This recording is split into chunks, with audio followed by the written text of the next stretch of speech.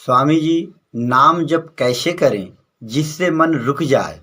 बैखरी बाड़ी, मध्यमा बाड़ी, पश्चंती बाड़ी और परा बाड़ी का जाप कब तक और कैसे करें जिससे अजपा जप होने लगे? देखो, ये राम राम राम राम ये बैखरी वाणी है जो सुनाई पड़ रहा है, बोला जा रहा है और आवाज नहीं आ रही है और नाम लिया जा रहा है। ये मध्यमा वाणी है, समझ में आया? और अब जिब्या और होठ नहीं हलते और फिर नाम उच्चारण हो रहा चिंतवन से कर सकते हो। हाँ, तो वो पशंती वाणी है।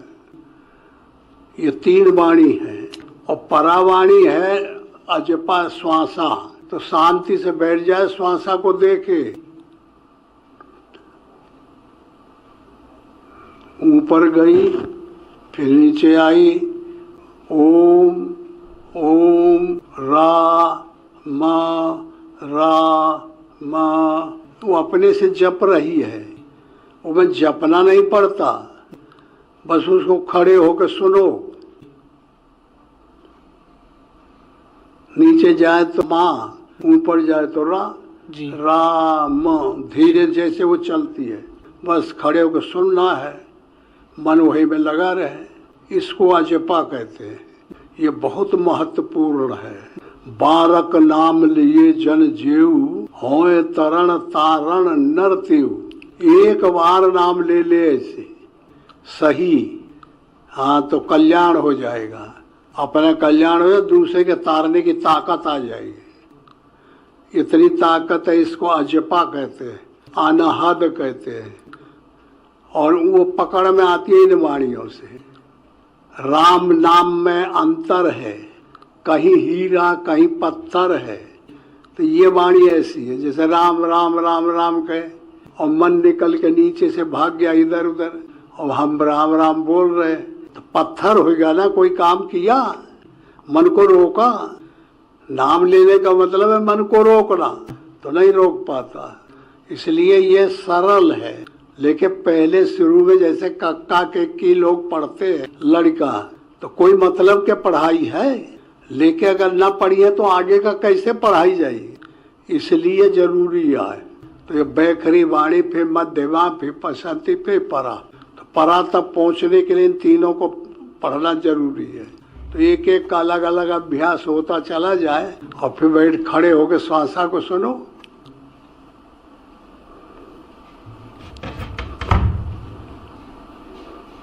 जैसे वो नहीं करता, योग करता है वो रामदेव बताता है,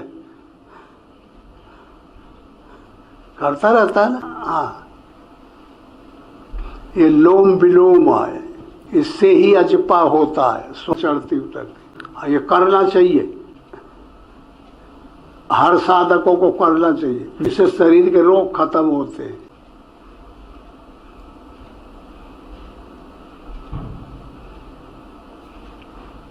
यही बैठ के करे, यही श्वासा इधर आई फिर ऊपर गई फिर धकेलता है। हाँ, इसको कपाल भाती भी कहते हैं और लोम विलोम भी कहते हैं। और ये अजपा को, अंतःकरण को शुद्ध बनाता है। हाँ, तो ये बैठ के किया करो और आवाज सुना करो अंदर। श्वासा हमारी क्या बोल रही है? कबीर ने यही पद कहा है ना कि निरंजन माला घट में फिरे दिन रात। ये निरंजन माला है। अंजन माने देखना, ये दिखाई नहीं पड़ती। निरंजन, निरंजन माला घट में फिरे दिन रात। ऊपर जावे नीचे जावे, श्वास श्वास चली जाए।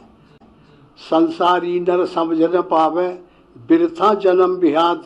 निरंजन माला घट में फिरे दिन रात। समझ आया? हाँ, तो यही निरंजन माला है। इसी को देखना चाहिए, इसी को सुनना चाहिए, तो मन की गति पकड़ में आएगी। मन धीरे धीरे धीरे धीरे, हाँ, मन मृगा है और ये बीड़ा है, बाणी बजेगा तो घूमत घूमत घूमत घूमत पकड़ में आ जाएगा। दीर्घ काल चलना पड़ता है, बहुत टाइम तक। हाँ, और कल्पनाएं न हो कि मुझे ये करना है, यहाँ जाना है, वहाँ जाना है, ये मेरे लिए चाहिए। जो मिल गया वो ले ले, जो मिल गया वो भोजन कर ले। बीमारी आ जाए तो बीमारी ठीक है, ना आए तो ठीक है। कल्पना न करे, इच्छा न करे कि मेरे को ये अच्छी चीज़ चाहिए, ये गलत खराब है। इन सब चीज़ों का त्याग, तब ये साधना आती है, तब मन रुकता है।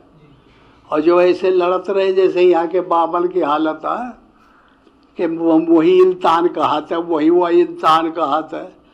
मैं वही बहरी बिटिया किया, वो का बहरी बिटिया करे थे। तो ये लड़ाई के बाद से यह साधना न होगी। कोई कहता वही दूध नहीं दियाता है, कोई कहता कि वही रोटी गंधा थी। हाँ जी। हाँ तो फिर भाई यही में मन लगा हुआ है तो मन अंदर कहाँ जाएगा। तो ये का त्याग करना चाहिए, अनपेक्ष, इच्छा से रहित। इच्छा बिल्कुल न करे, समर्पण हो गए भगवान की तो बस हो गया।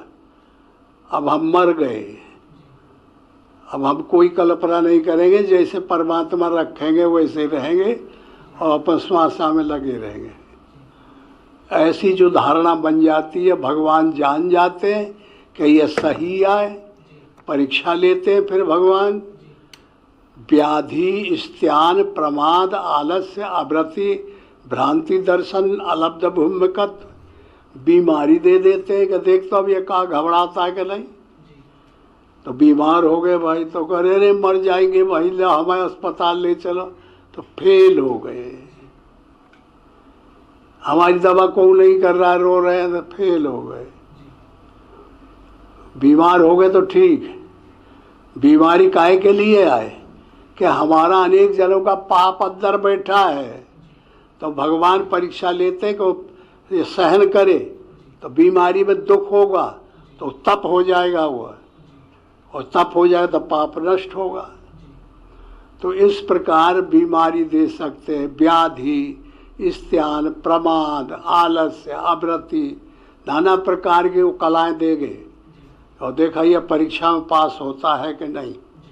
तो साधु को जान जाना चाहिए कि ये हमारी परीक्षा है, हमारा मन क्यों नहीं लग रहा है।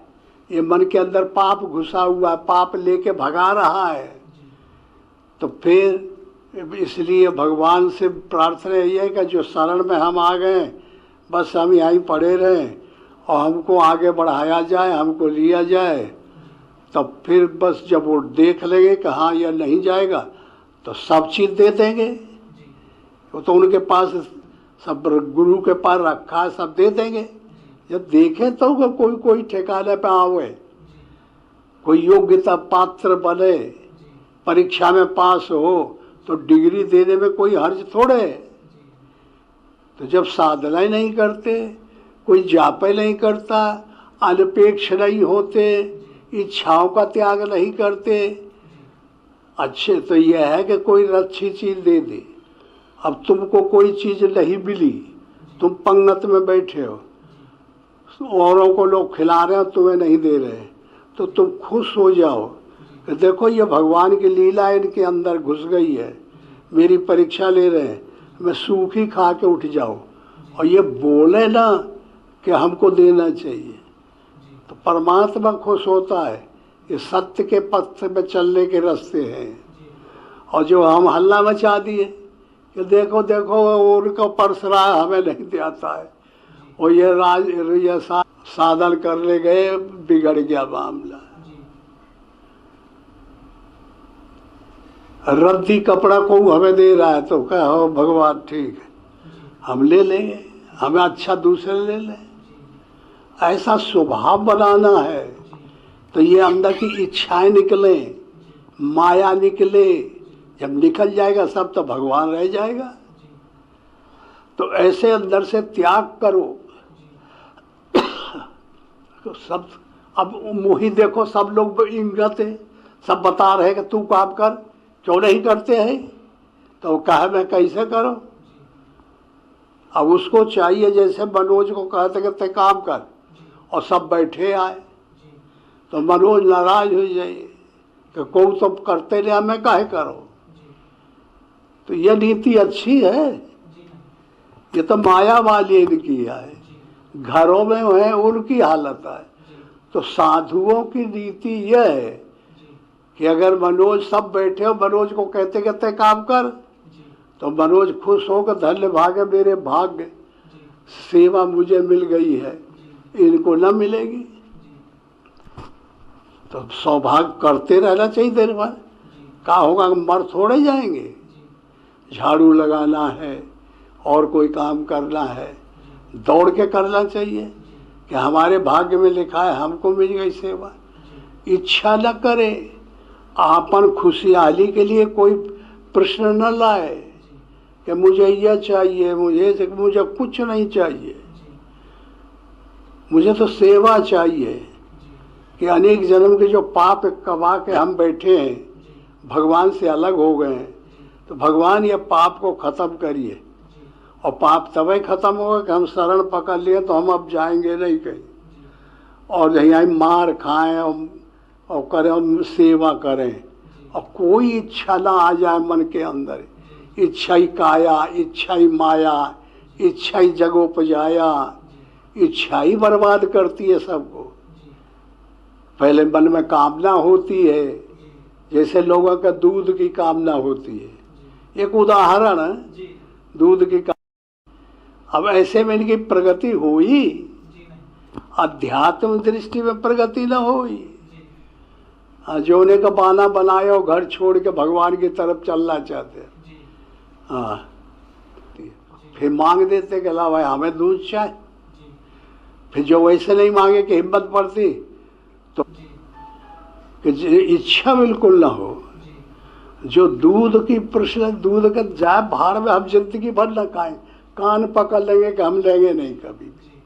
देखें मर जाएंगे तो और अच्छा होगा। बस साधना करते करते मर जाए तो फिर पैदा होते ही हमको मौका मिल जाएगा भजन करने के लिए। ऐसा नियम है। तो मर जाएंगे तो मर जाएंगे, मरे तो है ही हैं। भगवान की शरण में आ गए तो मर गए। अब हम जिंदे होते तो फिर कल्पना ना करते, कल्पना नहीं करना, इसलिए मरे गए, भगवान की शरण में खत्म हो गए। हम तो उनके हैं, हमारी वो कल्पना करेंगे। हम तो ऐसे लकड़ी हो गए, लकड़ी न कल्पना करते, न बोलते, न चलते, काष्ठ मौन। अब वही के जैसे जैसे हलाएंगे तैसे काम करते जाएंगे। करने वाला तो परमात्मा है।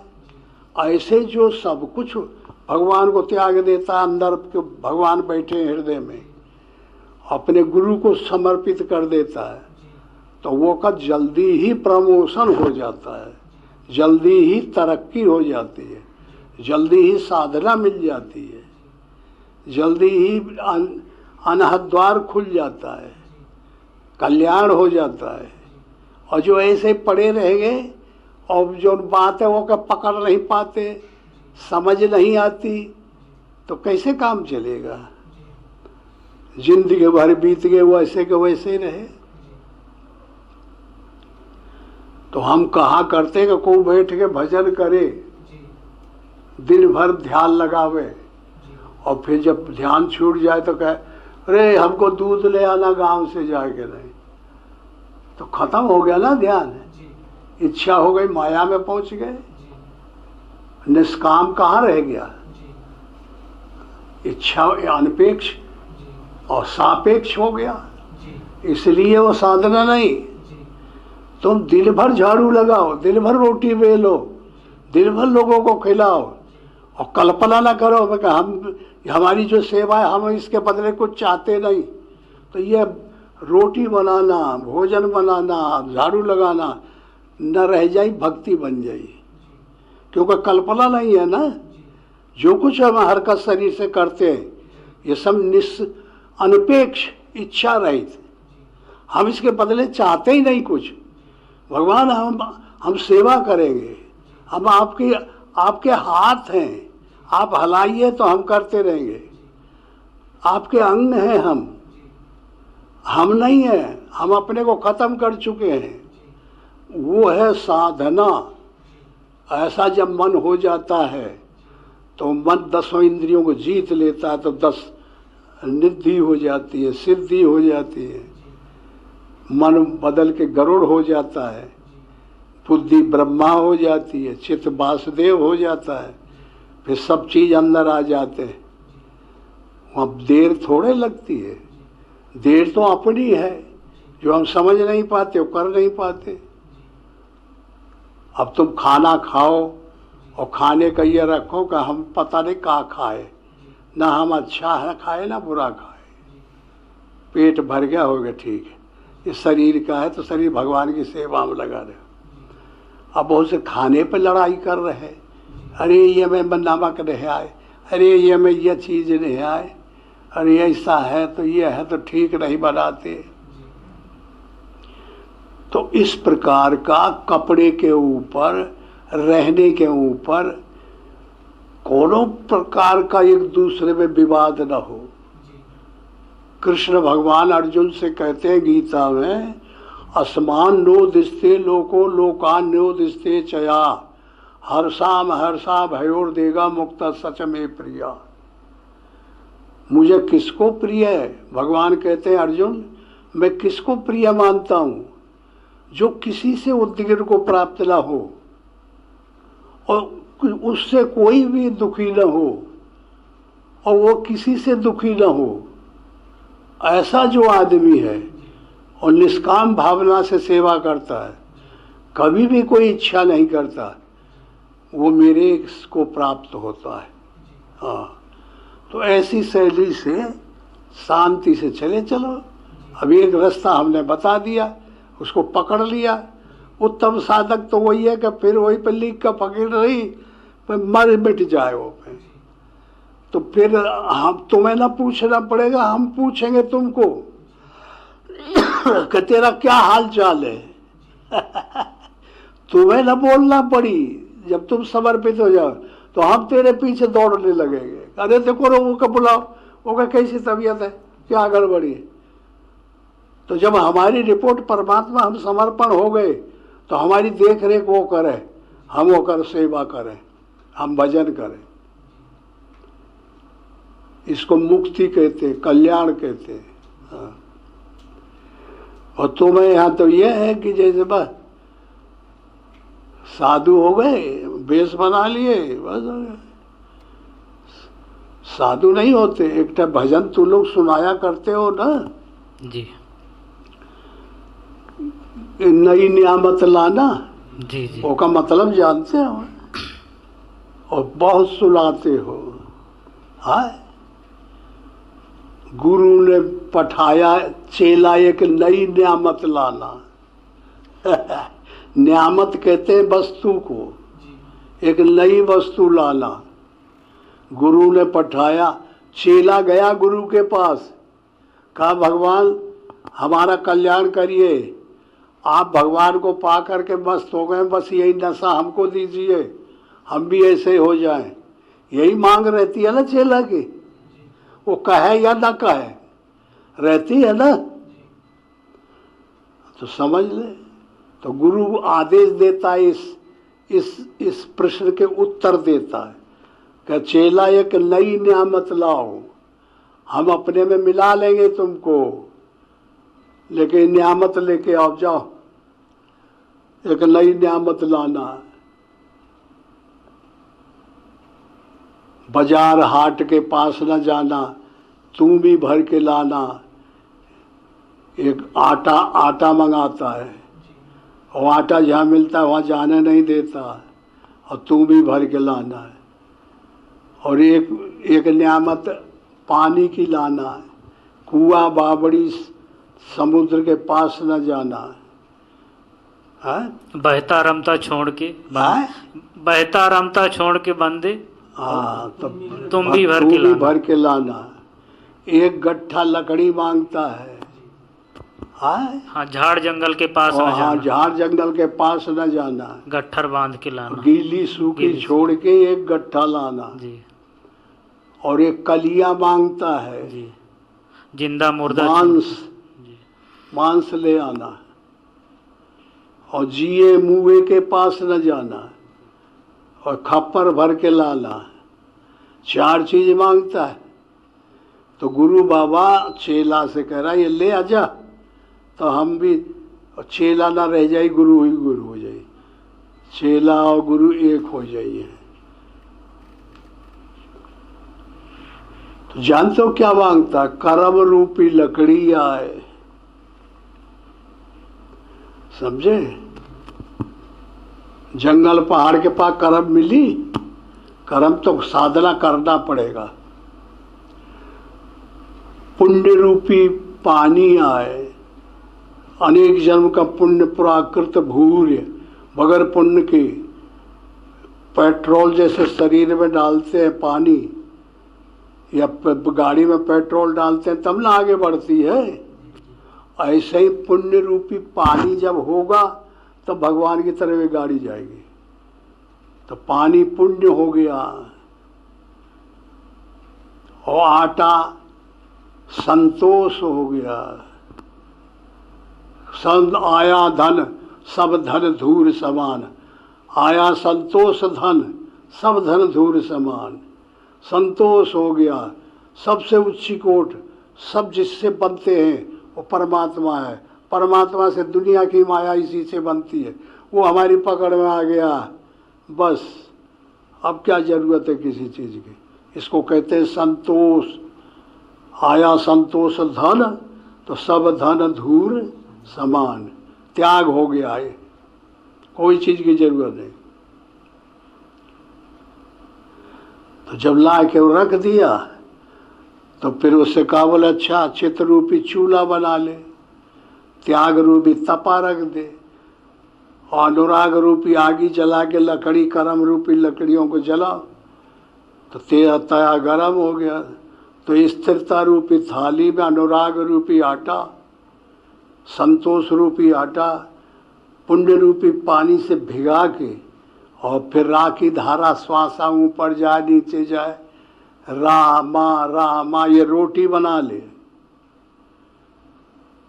और पका के लाई अब थाली में लगा के, और ये मन को काट के मांस बना ले कलिया, और सब्जी बना दे, और सब्जी और रोटी परस के गुरु बाबा का दे दे, तो खा लिया है। तो जब गुरु न चेला पुरुष अकेला, इस तरीके से चेला गुरु बन जाते हैं। लेकिन इतनी मेहनत करना पड़ी, पकड़ के मन को लाओ हमारे पास तो मांस हो जाएगा। ऐसा कर्तव्य करो जिसके पीछे डिमांड ना हो, मांग ना हो, इच्छा ना हो, वो लकड़ी हो जाएगी। हर चीज से संतोषित हो जाओ कि हमें जरूरत ही नहीं किसी चीज की, ये आटा हो जाएगा। अनेक जन्म का पुण्य भगवान में 100 पैसा मन लग जाए, 1 को पैसा माया की तरफ न जाए, तो एक पुण्य हो गया। फिर बस सब समर्पण, सब साउज आ गया, सामान हो गया। अब इसकी प्रक्रिया बना देगा गुरु बाबा, ऐसे ऐसे करो तो गुरु में मिल जाएगा। समझ में आया? इसीलिए जब ये बाना हम पहन लेते हैं तो इच्छाओं का नाश हो जाना चाहिए, त्याग, बिल्कुल इच्छा ना हो किसी किस्म की। अगर भजन करोगे और इच्छा हो गई तो खर्च हो जाता है वह पैसा, वो भजन नहीं रह जाता। इच्छा जब ना होगी तो जितना भजन करेंगे वो पुण्य बन जाएगा, बहुत बड़ा धन हो जाए, ताकत हो जाएगी, वो फिर काम करेगा। और इच्छा करेंगे, भजन करते जाते हैं लोग, राम राम राम राम राम राम कहते जाते, और भाई मेरे चीज़ ये ले आना, बाजार जा रहे हैं मेरे चीज़ ले आना, मेरा दांत दर्द कर रहा है मैं चाहूँगा वो बाजार दे। अब दांत ना हो, दांत शायद टूट जाए तो क्या मतलब है, कब बढ़ जाए आदमी। तो या तो बिल्कुल नाखून ही कट के नहीं आए तो नाखून के लिए बाजार के लिए तैयार आए, तो ये साधना थोड़े आए है। ये तो जीवन पेट भरा हुआ लाए है, उत्तम साधना नहीं, रद्दी से रद्दी साधना है, निकृष्ट। उत्तम साधना अलग होती है, जो बढ़िया पिपील का चाल, विहंग चाल, मुनमुनिया चाल, जानते हो साधकों की गति होती है। कौन साधक किस चाल से चल रहा है साधना में? मुनमुनिया चाल चल रहा है, मन की चाल से दौड़ रहा है। कौन दूसरा साधक के कौन से चल रहा है? कि पिपील का चाल, चेटी की चाल चल रहा है। तो बताइए, लगड़ा चेटा चला रिसाए, 9 दिन में बीता भर जाए, 80 कोस गंगा का तीर, कितने दिन में पहुंचा हुआ वीर? समझे? तो चित्त चेटा है साधक का, और 9 इंद्रियां हैं, इनको रोकना है। 9 दिन में बीता भर जाए, इतनी गति है साधना की। और 80 गंगा कहते हैं गोलाम इंद्रिय समूह को, इसके तीर पार जाना कितना दूर है? 80 कोस। तो बताओ फिर कितने दिन में पहुंचा हुआ वीर? लगड़ा चेटा। तो चेटा शुद्ध होना चाहिए चित्त, लगड़ा सगड़ा नहीं, स्पीड से चलना चाहिए। विहंग चाल, मुनमुनिया चाल। कौन चाल? चिड़िया यहाँ बैठी है, सल उड़ी निकल गई, ये है विहंग चाल। इतनी स्पीड से साधक भगवान की तरफ जाए, माया का त्याग करके, माया का इस प्रकार त्याग करके, और भगवान को पकड़ना चाहिए। विहंग चाल, मुनमुनिया चाल, मन की चाल। अब मन हमारा, हम यहाँ बैठे, हेलो बम्बई पहुंच गया, अमेरिका पहुंच गया, इतनी गति होती है। तो ऐसी शैली से परमात्मा तो बहुत जल्दी अनुभूत हो जाए, लेकिन कोई करने वाला हो तब ना। वहाँ तो धिकाए नहीं को आगे बढ़ता है, वहाँ तो फंस गए पूरे जाल में। हाँ, एक घर से निकले, पैदा हुए, हम 10 भाई रहे, 5 भाई रहे, और कस के झगड़ा रोज होता रहा, इतने रहे। तब हर घर में होता है कि नहीं? वो कहा रे वही वो नोच दी से, वो भागा गया तो बेहतारी पर कहा वो भाई वही नोच दी से दे दगले। तो फिर वो आई, वही 4 झपाड़ा लगाए, फिर झगड़ा होता रहता है कि नहीं? बिटिया रही अगर बीच में, तो लड़के वो बिटिया का मारे थे, वो चिल्लात रहा थे। या तो यह दशा बची पड़ी है। ये लड़ाई की जरूरत है, खाने की जरूरत है। आए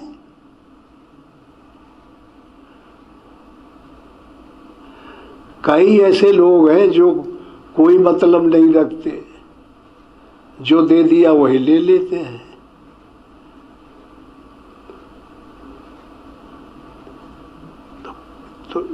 तो इसका मूल सबसे इच्छा है। इच्छा कैसे नष्ट हो? ये इच्छा सबसे खतरनाक चीज है। इच्छा ही काया, इच्छा ही माया, इच्छा ही जगोपजाया, इच्छा विवर्जित साधना है।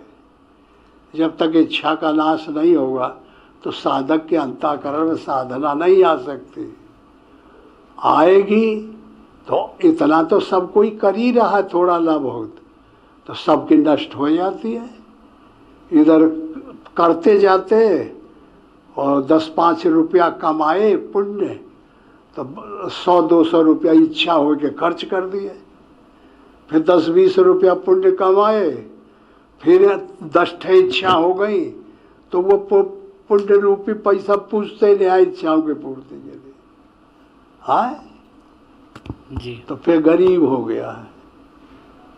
क्या पैसा ही नहीं आए, क्या वो के पास कुर्ता नहीं आए, वो के पास परिवार में कुर्ता नहीं आए। क्या जब हुई तब में लगी, हाँ मोर पास धरा है पैसा, ये गरीबी आ गई। तो साधकों में भी यही होता है। हाँ, इच्छा नहीं करनी चाहिए।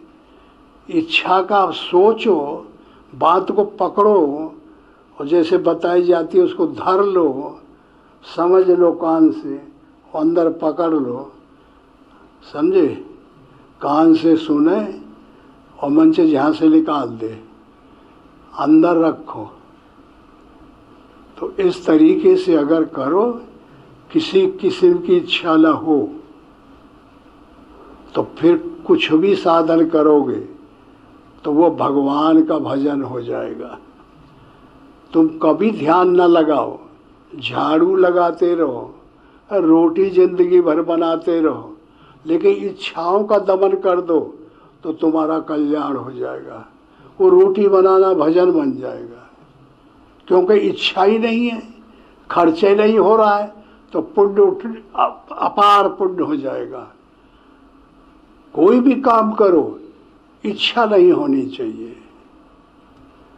मन के संकल्पों को खत्म करो, सबसे बड़ी साधना यह। और जो इच्छा नहीं करोगे तो अब ध्यान करो, नाम जपो, और इच्छाएं कर रहे हो तो कुछ फायदा होगा? नहीं समझ में आता है? आ रहा है जी, आ रहा। हाँ, तो फिर उसको पकड़ो, चलो। इसलिए अनपेक्ष रहना चाहिए। अच्छा।